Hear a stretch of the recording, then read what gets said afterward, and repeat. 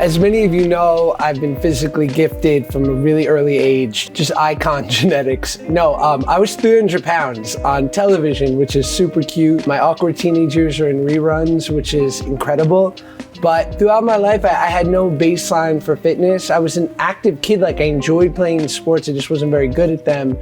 And inevitably, when I got that big, I just wasn't really able to keep up. So when I eventually lost 100 pounds, that journey was very specific to me because like I had to learn how to do one push-up or one pull-up. Like I had no baseline fitness. So everything you're seeing here, this very average package, it took a lot of hard work. In my mid-20s, I was a CrossFit guy. That's right. If you were looking for another thing to love about me, I was that guy. I was into WODs. I wore lifting shoes. And then I tore my pec. Josh Peck tore his pec bench pressing.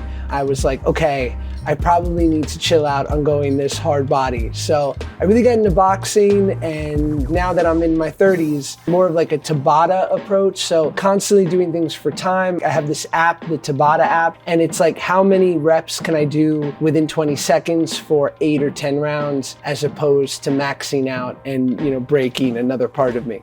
So today, I mean, again, a lot of my workout, the things I've tried to embrace are the suckier movements, like push-ups, pull-ups, for legs, because I kind of got like, it's one thing I'm blessed with is some natural trunks. Yeah, get that whole thing. So sorry. I can't wait to see the comment section on this video. It's gonna be demoralizing. I try to do for legs like air squats. I try to do pretty self-sustaining workouts. And as far as warm-ups go, I love hitting the heavy bag. I like sort of active warm-ups instead of just like 10 minutes on the treadmill. So start out easy. There's a lot of like fancier, cooler workouts when it comes to boxing, doing mitts, but you need someone to do that with, or speed bag and jumping rope, like all the things that look really cool. But the heavy bag is truly embracing the suck. It's 200 pounds in front of you. You're just there, and it's between you and that. And every time you connect, you're feeling that vibration go through your body, and there's no cheating it, there's no getting around it. You just have to kind of face off for 3 minutes, and I'll try to do that for, 3 to 6 rounds to warm up. We can do some kicks too. Next, we're gonna do kettlebells. It's gonna be a few different movements that I like to do with the kettlebell, and we'll probably do 10 of each. When I was originally trained, it was by a guy named Mike Knight in Detroit, Michigan, and he was sort of this kettlebell whisperer. He's like, if you want to get mutantly strong, grab this 53-pound bell and let me teach you. I mean, we didn't start at 53. We started, let's be honest, at like, 35. But he was like, we're gonna learn these movements, and you're gonna learn how to move your hips like you never knew how to before. And if you learn this correctly, it's going to affect your overall fitness in a way that you couldn't have expected. And that's why I love it, and I still do it today. Do the other side so it's even.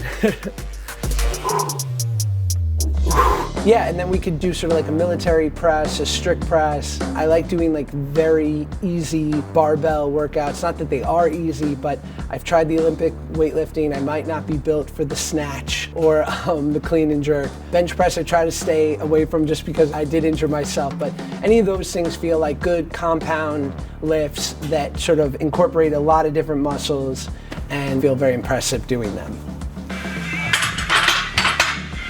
35, guys. What do I got to prove? And in case you were wondering, natural. No PEDs, nothing. Just some Nutella here and there.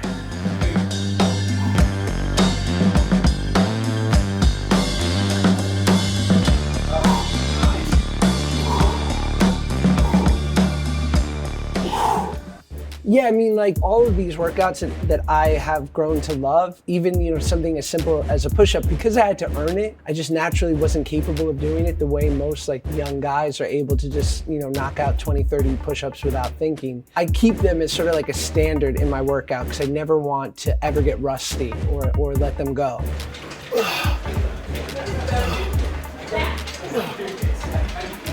I mean, I can sort of butterfly them a little, but I don't know if that's mad corny.